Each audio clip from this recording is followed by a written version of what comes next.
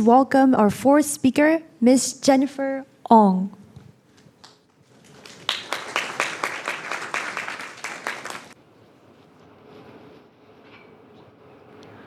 I wasn't failing. I was succeeding, and that was the trap. Sunday nights used to give me such bad anxiety. My heart would race, my palms would sweat, my stomach would churn at the thought of another week of pretending to be someone I was not. Pretending to be that model corporate professional that people expected me to be. Pretending to care about a job that looked great on paper, but left me hollow inside. I'd talk myself off the edge. I'd say, oh, no one really loves their job. You have it so much better than everybody else already. And it's true. On paper, I had it all. An Ivy League degree, a job on Wall Street, pay raises, promotions, the sort of success that's supposed to make you happy. And for a while it did. But it was like a drug. Every new achievement would give me a new high, only to be followed by a deeper, harder crash. I'd lay awake at night wondering, is this all there is? It almost felt worse than failure, because I had everything I ever wanted. How could I still feel this way? And so I did what high achievers do best, and I drowned myself in work.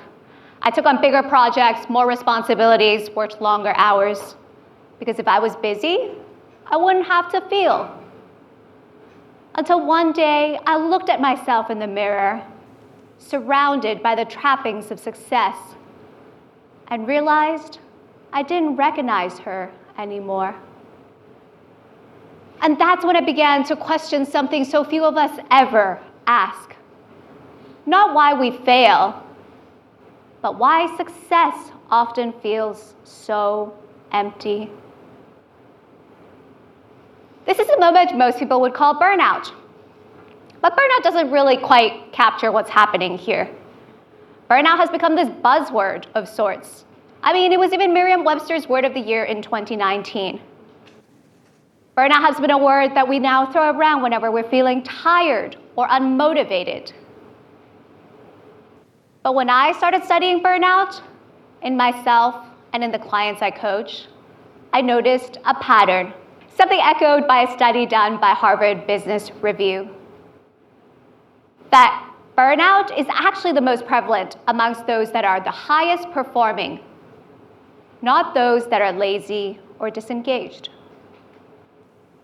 But high achievers don't burn out from working too hard. High achievers burn out from working too long on the wrong things. This is what psychologists call values incongruence, when there's a mismatch between what you value and what you do. I want you guys to think about this. Think about the last time you did something you loved. Maybe it was writing, creating, building, whatever it was that made the time fly. You might have ended the day tired, but fulfilled. Now I want you guys to think about a time when you did something you absolutely hated. Maybe it was finishing up that report, fixing that bug, building that financial model. How those minutes would drag. It's the same number of hours in both situations. Yet in one, your cup was filled, while in the other, completely drained. Because it's not about the number of hours you work. It's about how aligned you are with the work you're doing in those hours. And that's why the word burnout doesn't quite capture what you're experiencing. Because you're not burning out. What you're experiencing is over-extraction. And that's why no amount of yoga holidays or retreats you go on will fix that emptiness within you. Because it's not actually a self-care problem. It's a systems problem. Society has taught us to train our careers like factories. Linear, efficient, optimized for output. We're measured by how fast we produce and how much we produce, not by how much joy, purpose, or meaning we create. But we're not factories. We're gardens. And gardens don't thrive through endless extraction. Gardens thrive through regeneration. And that's when I realized we've been taught to build our careers all wrong. Harvesting from the same soil again and again without ever letting it rest. No light, no water, no nutrients. And like any overworked field, we've run dry. We've been over-extracted by our systems, by ourselves, by our outdated definitions of success. And this realization became what I now call career gardening. What if the way to build a sustainable, fulfilling career is to stop treating it like a factory to be optimized, but as a garden to be tended? Starting first with planting. Not rage quitting our jobs overnight, but planting little seeds to rediscover who you are. The purpose of planting isn't to succeed, it's to discover your intrinsic motivations. For me, planting meant starting a fashion blog, building a little fashion side hustle, talking to people in careers that looked nothing like mine.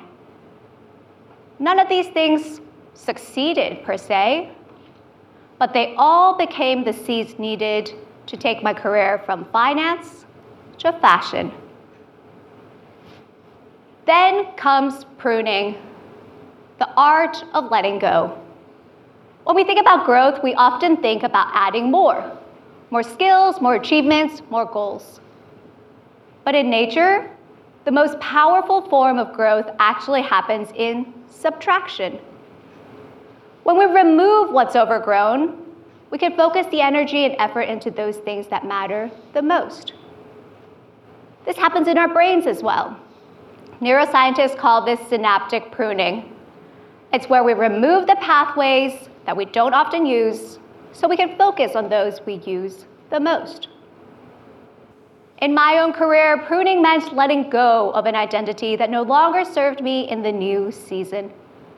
Parts of me that equated my worth with my title, and parts of me that cared more about what other people thought of me than what I thought of myself.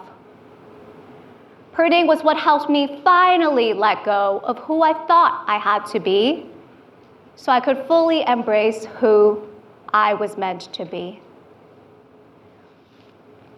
Then rotate. Every farmer knows that if you plant the same seed in the same soil season after season, that soil depletes. The same thing is true in our careers. If you do the same job year after year after year, our curiosity depletes. The very thing that drives innovation and the very thing that makes us human. Organizational psychologists have found the same. In order to stay creative, we have to constantly expose ourselves to new experiences and develop what is known as cognitive flexibility. In my own career, when I rotated from finance to fashion, it wasn't about starting over. It was about keeping the soil fertile. And that's when I learned that a squiggly career path isn't a setback. It's how we stay relevant in this ever-changing world. Then compost. In nature, nothing is ever wasted. Every decay fuels new life. The same is true in our careers. What often feels like loss can actually be the nutrients needed for you to take your career to the next level. In my own career, when I finally picked up the courage to leave my job on Wall Street, it felt like I was burning everything to the ground, saying goodbye to an identity that I had spent over a decade building. But in time, I realized it was compost.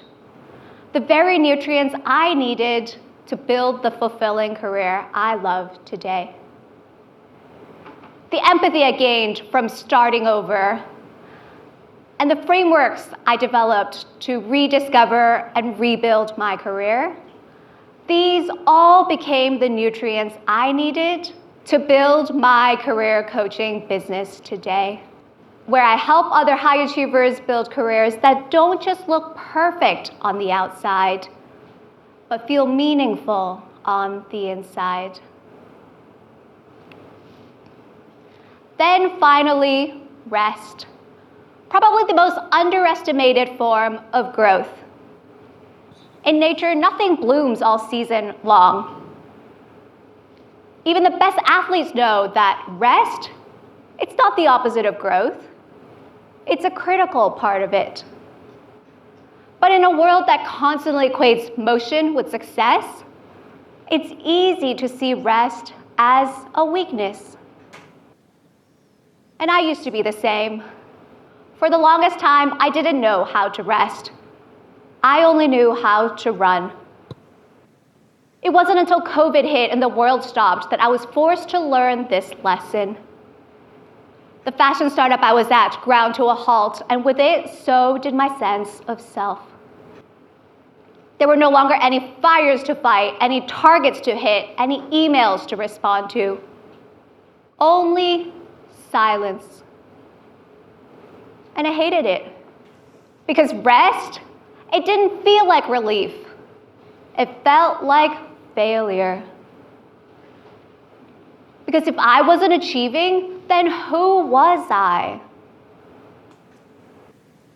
In time, I came to appreciate the stillness. I'd go on walks every single morning. No podcasts, no 10K step targets, just silence. And in that silence, a spark ignited. A spark I normally would have been too busy to pay attention to. And that spark, it became a podcast. Then, a community. And today, my life's work as a career coach. And that's when I learned this powerful lesson that stillness is not the opposite of growth. It's where growth takes root. And today, as I stand here, 6 months pregnant, I'm once again reminded that growth takes time. You can't fast track it, you can't hustle your way through it, you can't optimize it. Growth happens quietly in its own season. And this message that not all growth needs to be accelerated now matters more than ever. Because we're about to enter into a world that's going to accelerate faster than we've ever seen. Artificial intelligence now has the ability to multiply our output overnight. What used to take us weeks now takes us mere seconds. We've never had more power to produce or more pressure to keep up. And so we continue to treat our careers like factories, linear, optimized for output. We're just accelerating our exhaustion.